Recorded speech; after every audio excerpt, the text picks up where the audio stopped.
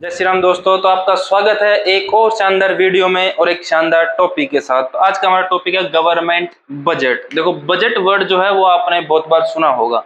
Just for example, आपका birthday है, आपका दोस्त आपको बोल रहा है कि भाई पार्टी देनी पड़ेगी, तो आप दोस्त को बोलोगे भाई मेरा बजट कितना है, 2000 रुपए का। इसका मतलब क्या है कि आपके पास इतना रुपए अवेलेबल है। अब इसमें से सारी चीजें आपको मैनेज करनी है, कितने का केक लेना है, कितने के पेस्ट्री लेनी है, कितने का क्या लेना है, उसमें सारी चीजें आपको यहाँ पे मैनेज करनी है। तो ऐसे फैमिली का देखें तो फैमिली का भी अपना बजट होता है। फॉर एग्जांपल, आपको कहीं पे घूमने जाना है, टूर या ट्रिप पे, तो फैमिली बोलते हैं कि हमारा 5000 का बजट है, उसमें सारी चीजें मैनेज करनी है। ऐसे हर किसी का अपना अपना बजट होता है। तो ऐसे गवर्नमेंट जो होती है उसका भी एक अपना अलग से क्या होता है, बजट होता है, जिसमें वो सारी चीजें मैनेज करके चलती है। किस सेक्टर में कितना इन्वेस्ट करना है, कहाँ पे क्या एक्सपेंडिचर करना है, कहाँ से हमें रेवेन्यू जनरेट होगी, ये सारी चीजें यहाँ पे मेंशन होती है। गवर्नमेंट बजट में गवर्नमेंट पब्लिक को बताती है कि गवर्नमेंट का इस साल का बजट कितना है। अगर सिंपल मीनिंग की बात करें तो सिंपल मीनिंग अगर देखें तो कंफ्यूज हो सकते हैं और दिक्कत भी होगी। हम इसको पार्ट्स में डिवाइड कर देते हैं ताकि हमें समझने में बहुत ईजी हो जाए। तो क्या है, government budget is a statement. तो सिंपल सी बात है, गवर्नमेंट बजट क्या है, एक सिंपल स्टेटमेंट है, ब्यौरा है, जिसमें सारी चीजें लिखी हुई होती है। कोई अकाउंट नहीं है, कोई डेबिट क्रेडिट आपको यहाँ से ना, सीधा सीधा स्टेटमेंट होता ही है। It is statement of estimated value. यहाँ पे ध्यान से देखो, एस्टिमेटेड, यहाँ पे क्या लिखा है, एस्टिमेटेड। इसका मतलब नॉट एक्चुअल। इसका मतलब यहाँ पे एस्टिमेट किया जा रहा है। यहाँ पे अभी एक्चुअल में वैल्यू बताई नहीं जा रही कि इतना खर्चा होने वाला है या इतनी इनकम होने वाली है, सिर्फ एस्टिमेट किया जा रहा है। सिर्फ इमेजिनरी फिगर्स यहाँ पे बताई जा रहे हैं कि इतना होगा, इतना हम करेंगे, उससे ज्यादा भी हो सकता है, उससे कम भी हो सकता है, उसके बराबर भी हो सकता है। यहाँ पे ये इंपॉर्टेंट आपको पॉइंट करना है कि जो गवर्नमेंट बजट होता है वो एस्टिमेटेड होता है, एक्चुअल में नहीं होता है। Estimated value of receipts and expenditure of government.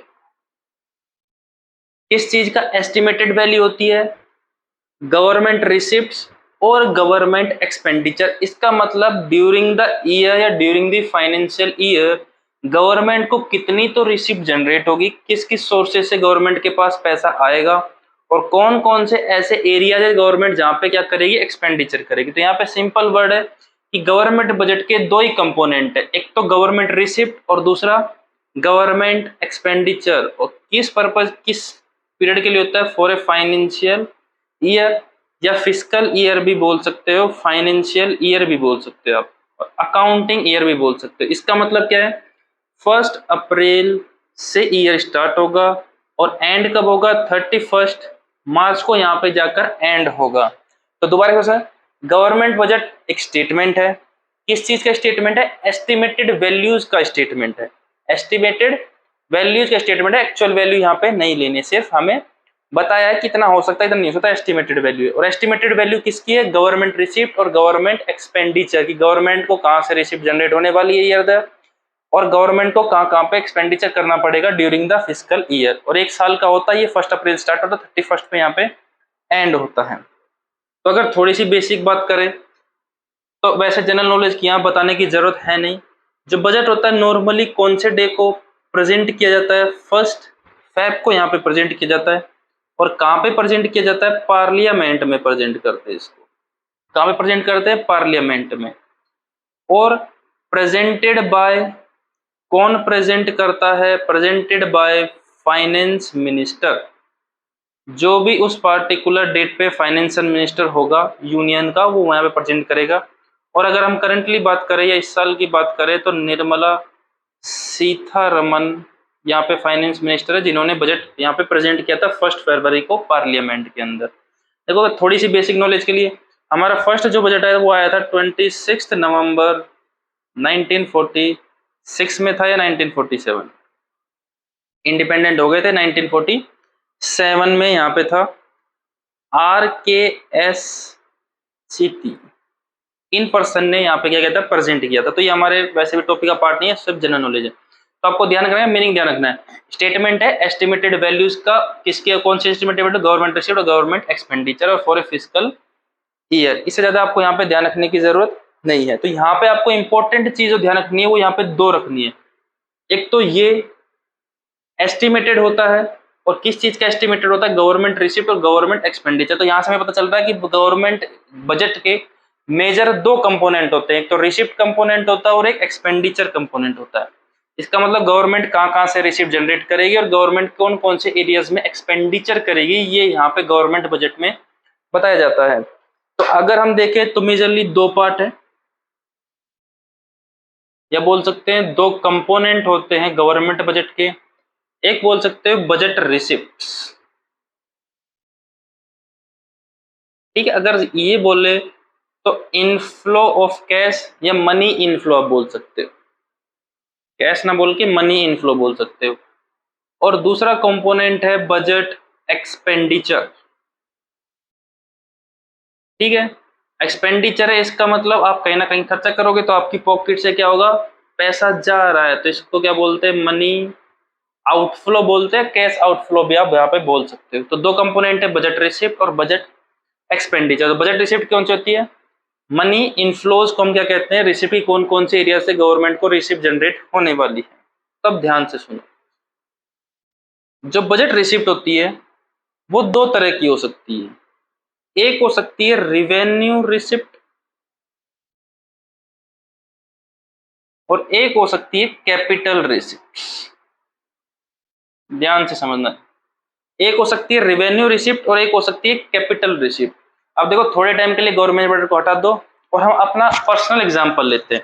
Receipt का मतलब क्या है, पैसा हमारे पास आएगा, इसका मतलब फ्लो है वो जो इनसाइड की तरफ होगा, इसलिए इसको इनफ्लो बोलते हैं। तो मनी का क्या होगा, इनफ्लो होगा।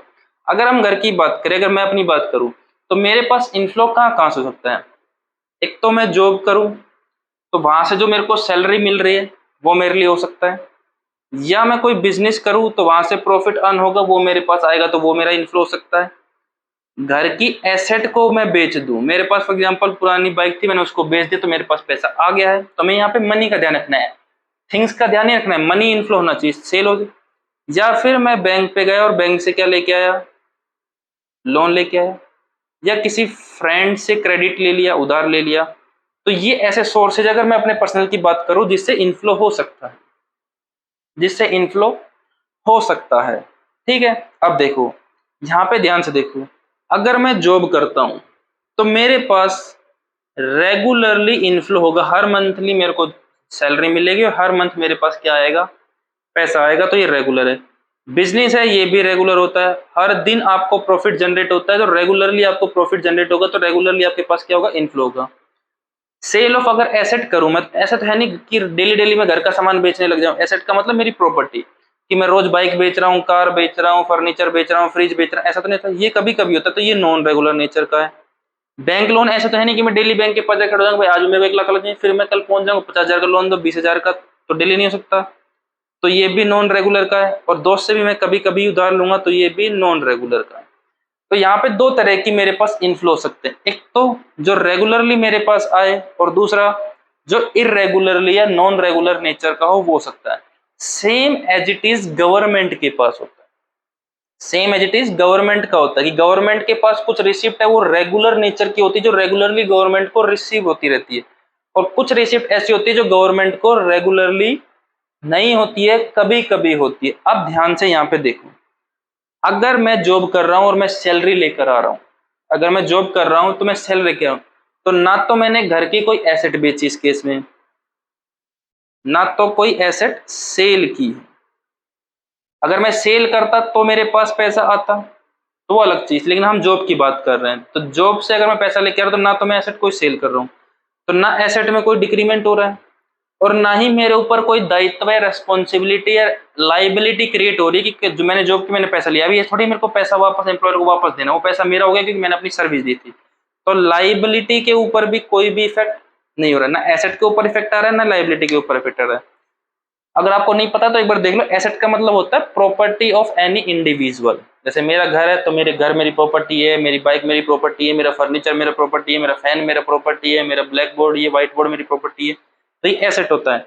और लाइबिलिटी का मतलब क्या होता है, लाइबिलिटी का मतलब होता है एनीथिंग पेड टू आउटसाइडर, मतलब आपको कुछ भी पैसा किसी बाहर वाले को देना है, अभी देना है, फ्यूचर में देना है, वो आपके लिए क्या हो जाएगी, लाइबिलिटीज हो जाती है। तो जो रेगुलर नेचर की बिजनेस, ना तो मेरे एसेट कम होते हैं, ना ही मेरे ऊपर कोई लाइबिलिटी क्रिएट होती है, तो ये इस टाइप की है। लेकिन इस टाइप की थ्रू अगर मैं रिसीव रिसीव करूंगा कोई भी रिसिप्ट, या तो सेल करूंगा एसेट, अगर एसेट सेल करूंगा तो मेरे घर की एसेट कम हो जाएगी, मैंने बाइक बेच दी तो बाइक कम हो गई, मेरे फर्नीचर बेचे तो फर्नीचर हो गया। या अगर बैंक से लोन लेके आया मैं, तो अगर मैं बैंक से लोन लेकर आऊंगा तो फ्यूचर में वो बैंक का लोन मुझे वापस देना पड़ेगा। इसका मतलब मेरे ऊपर क्या क्रिएट हो गई है, लाइबिलिटी क्रिएट हो गई है, ये ध्यान रखना। जो रेगुलर नेचर की होती है ना तो उसका एसेट पे कोई इफेक्ट आता है, ना ही लाइबिलिटी पे कोई इफेक्ट आता है। लेकिन जो नॉन रेगुलर की है उस या तो एसेट पे इफेक्ट आएगा या लाइबिलिटी इफेक्ट आएगा। तो same as it is government का यहाँ पे होता है। तो रिवेन्यू रिसिप्ट कौन सी होती है, which is of regular nature, ध्यान से, which is of regular nature. Regular nature जो रिकरिंग नेचर की होती है, जो रेगुलरली फिक्स्ड इंटरवल के बाद आपको रिसीव होती ही होती है। तो उल्टा इसका ये हो जाएगा capital, which is of non regular nature, non regular nature बोल सकते हो, नॉन रिकरिंग नेचर। रिकरिंग मतलब बार बार होने वाली, तो ये बार बार होने वाली रिसिप्ट नहीं है, ये बार बार होने वाली रिसिप्ट है। ठीक, अभी बताया। जो जॉब और बिजनेस है, ऐसे गवर्नमेंट की बहुत सारी कुछ ऐसी रिसिप्ट जो रेगुलरली होती है। तो जो रेगुलर होने वाली है वो कौन सी है, जो जैसे फॉर एग्जांपल टैक्स है, सैलरी है, वो तो बाद में डिस्कस करेंगे। चलो यहाँ पे देखो, पहले रेगुलर नेचर से क्या होगा, दो कैरेक्टरिस्टिक आपको देखने को मिलेगी। अगर बुक में देखो तो ऐसे लिखा हुआ चीज of following shows two characteristic, तो हमें उस पर नहीं जाना। दो कैरेक्टरिस्टिक है, there is no effect on asset and liabilities, there is no effect on asset and liabilities of the government. ना तो एसेट पे कोई इफेक्ट आएगा, ना लाइबिलिटी कोई इफेक्ट आएगा। बुक की अगर बात करें तो बुक में कैसे लिख रखा है,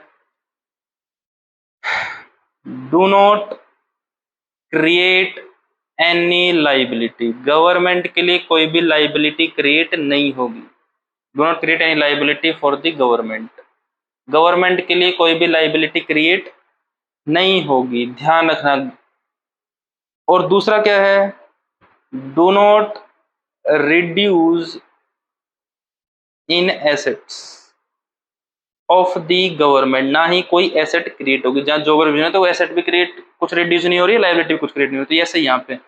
तो रिवेन्यू रिसिप्ट कौन सी है, which is of regular nature, जो गवर्नमेंट को रेगुलरली रिसीव होती रहती है। ना तो कोई लाइबिलिटी क्रिएट होगी गवर्नमेंट के ऊपर कि ये रिसिप्ट ली है तो कल को फिर वापस देने, ऐसा कुछ नहीं होगा। और ना ही गवर्नमेंट ने अपनी कोई इसके लिए एसेट को बेचा, इसलिए एसेट में भी कोई रिडक्शन यहाँ पे देखने को नहीं मिलेगा आपको। ना तो लाइबिलिटी क्रिएट हो रही है, ना ही एसेट क्रिएट हो रहा है। या ये भी बोल सकते हो कि लाइबिलिटी और एसेट के ऊपर कोई भी इफेक्ट नहीं आने वाला है। कैपिटल में जस्ट इसका रिवर्स है, यहाँ कोई इफेक्ट नहीं है, तो यहाँ पे there is effect on either, there is effect either on assets और ऑन लाइबिलिटी। या तो एसेट के ऊपर कोई इफेक्ट आएगा या लाइबिलिटीज के कोई इफेक्ट आएगा। अगर देखिए तो क्या हो सकता है, या तो create liabilities for the government, या तो गवर्नमेंट के ऊपर कोई लाइबिलिटी क्रिएट हो जाएगी, या फिर रिडक्शन इन एसेट, या तो गवर्नमेंट एसेट बेच के इस रिसिप्ट को यहाँ पे रिसीव करेगी। तो यहाँ पे आप दोनों का डिफरेंस समझिए। रिवेन्यू आपको ध्यान है, रिवेन्यू है रेगुलर की है, कैपिटल है नॉन रेगुलर। रिवेन्यू से ना तो एसेट के ऊपर कोई इफेक्ट आ रहा है, ना लाइबिलिटी के ऊपर इफेक्ट आ रहा है। कैपिटल से या तो लाइबिलिटी गवर्नमेंट के लिए क्रिएट होगी कि गवर्नमेंट ने ऐसी कोई रिसिप्ट ली है जो वापस गवर्नमेंट को फ्यूचर में वापस करनी पड़ेगी, तो लाइबिलिटी क्रिएट हो गई। या फिर गवर्नमेंट अपनी कोई एसेट बेची है, जब उसको जाके क्या हुआ है, ये रिसिप्ट रिसीव हुई है। अगर इसकी बात करें तो just for example GST, goods के ऊपर आपसे टैक्स कलेक्ट किया जाता है, तो टैक्स अगर गवर्नमेंट के पास चला गया तो टैक्स आपको वापस थोड़ी देगी गवर्नमेंट, वो गवर्नमेंट के पास आ गया तो आपको वापस नहीं देगी। इसका मतलब गवर्नमेंट को आउटसाइडर पार्टी कुछ भी पेड नहीं करी, इसमें कोई भी लाइबिलिटी क्रिएट नहीं हुई है। इनकम टैक्स आपसे कलेक्ट करती है तो वापस कोई नहीं देना पड़ता।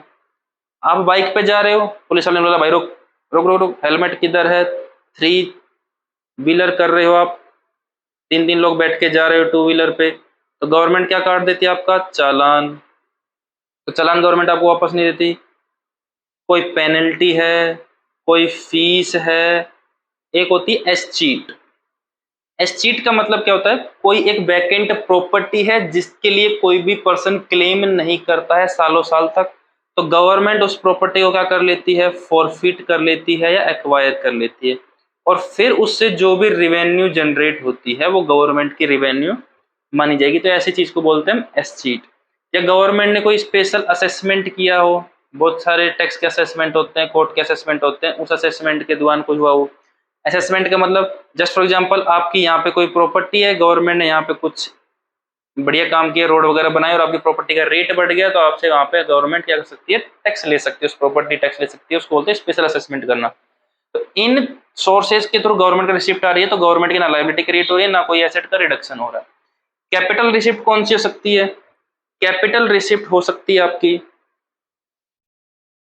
एक तो सेल ऑफ एसेट, कि गवर्नमेंट अपनी कोई भी एसेट को क्या करे, सेल कर। एसेट मतलब अपनी मशीनरी बेच दी, अपनी कोई कंपनी बेच दी, अपनी कोई एंटरप्राइज बेच दी, और कुछ पार्ट बेच देते, इसको क्या बोलते हैं, disinvestment, selling of its share to private sector. मतलब कोई गवर्नमेंट है, जस्ट फॉर एग्जांपल गवर्नमेंट की कोई कंपनी, उसका 100% शेयर गवर्नमेंट के पास है, इसमें से 20% शेयर प्राइवेट सेक्टर को बेच दे, इसको बोलते हैं डिस इन्वेस्टमेंट। जैसे एमटीएन कंपनी हुआ करती थी, वो गवर्नमेंट ने बेच दी है, ऐसे बहुत सारी गवर्नमेंट कंपनी ने क्या कर दिया, बेच दिया है। तो या तो सेल ऑफ एसेट हो सकता है, डिसइन्वेस्टमेंट हो सकता है, या आरबीआई से लोन ले लिया हो, पब्लिक से लोन ले लिया हो, आईएमएफ से लोन ले लिया हो, किसी से लोन लेके आए हैं, तो भी कैपिटल रिसिप्ट बोलेगी। और लोन लेके आ रहे तो आपको वापस देनी पड़ेगी लोन, तो लायबिलिटी क्रिएट हो रही है। एसेट बेच रहे तो रिडक्शन वगैरह एसेट में हो रहा है। तो आई होप दोनों का आप डिफरेंस समझ गए होंगे। कोई दिक्कत परेशानी हो तो आप कमेंट कर दीजिएगा, तो मैं आपको कमेंट में जरूर क्लियर करूंगा आपके डाउट। वैसे कोई डाउट रहना नहीं चाहिए, बहुत बेसिक तरीके से आपको यहाँ पे समझाया है। ठीक है, अब देखो ध्यान से,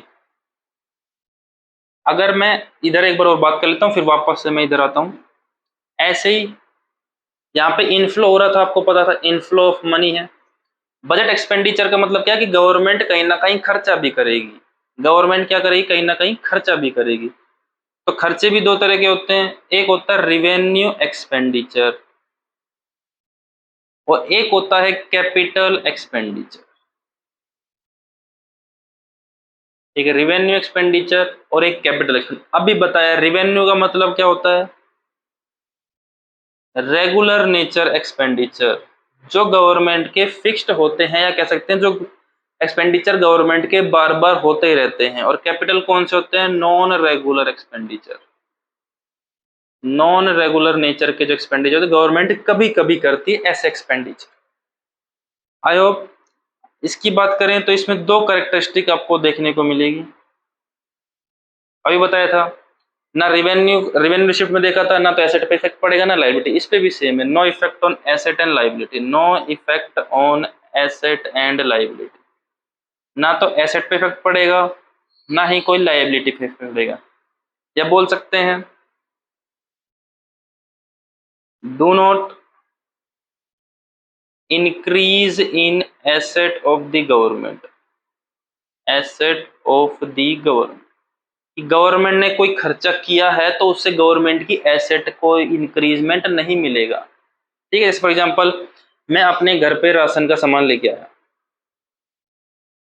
तो बताओ राशन का सामान कौन सा 4 दिन में यूज हो जाएगा, कोई मेरी एसेट क्रिएट हुई। लेकिन अगर मैं बाइक परचेज करूंगा तो मेरी एसेट बढ़ेगी, मेरी प्रॉपर्टी बढ़ रही है। लेकिन बाइक में डेली डेली थोड़ी परचेज करूंगा, तो बाइक वाला कहाँ चल जाएगा, कैपिटल में, और जो राशन वाला कहाँ चल जाएगा, रेवेन्यू की। एसेट में कोई भी इफेक्ट नहीं हो रहा है।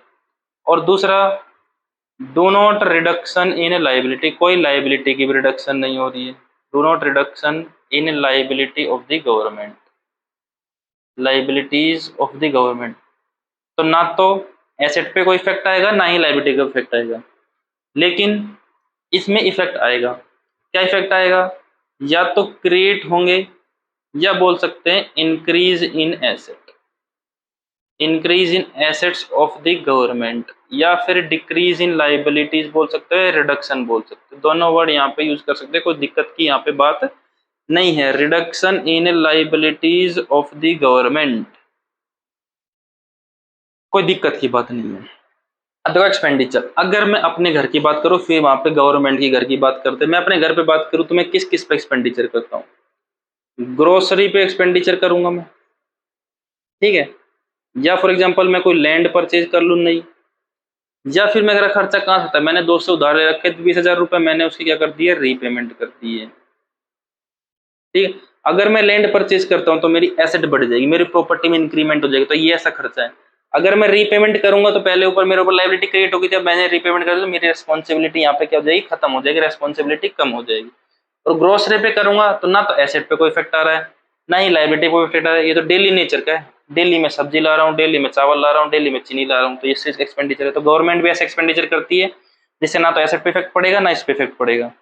कैपिटल में किस पे करेगी, या तो एसेट इंक्रीज होगी या फिर आपकी लायबिलिटी डिक्रीज होगी। तो क्या हो सकता है, परचेज ऑफ एसेट, गवर्नमेंट ने कोई कंपनी परचेज कर ली, कोई मशीनरी परचेज कर ली, इस टाइप की चीज, या फिर repayment of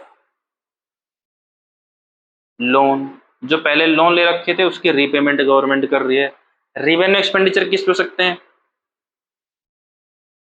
salaries paid to government employ, अब गवर्नमेंट एम्प्लॉय को सैलरी पे कर रही है तो ना तो गवर्नमेंट की लायबिलिटी कम हो रही है, ना कोई एसेट बढ़ रहा है, ठीक है। Procurement of defence, procurement of defence equipment, और डिफेंस इक्विपमेंट है उन पे भी डेली डेली गवर्नमेंट को खर्चा करना पड़ता है, क्योंकि सारे 1-2 साल यूज होते हैं, उसके बाद फिर वापस खरीदना पड़ेगा। तो revenue expenditure, capital expenditure I hope समझ गए होंगे आप, तो इसमें तो कोई दिक्कत की बात नहीं है, बहुत सिंपल है। बस ध्यान रखना रेवेन्यू कौन से होते हैं, रेगुलर वाले, और कैपिटल कौन से होते हैं, नॉन रेगुलर वाले। दोनों ही केस में ऐसा ही होता है, रिसिप्ट में भी ऐसा ही है और यहाँ पे भी ऐसा ही है। तो अब ध्यान से देखो, बजट में हमने पढ़ा था एक रेवेन्यू रिसिप्ट,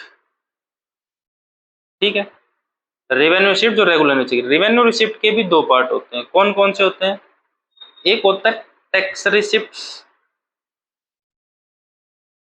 और एक होता है नॉन टैक्स रिसिप्ट। तो आई होप ये वीडियो ज्यादा बढ़ जाएगी, तो ये वाला पार्ट मैं नेक्स्ट वीडियो में डिस्कस करूंगा। तो अभी तक अगर दोनों में कोई डाउट है तो बताए, कमेंट करके बता देना, अगर डाउट होगा तो मैं जरूर क्लियर कर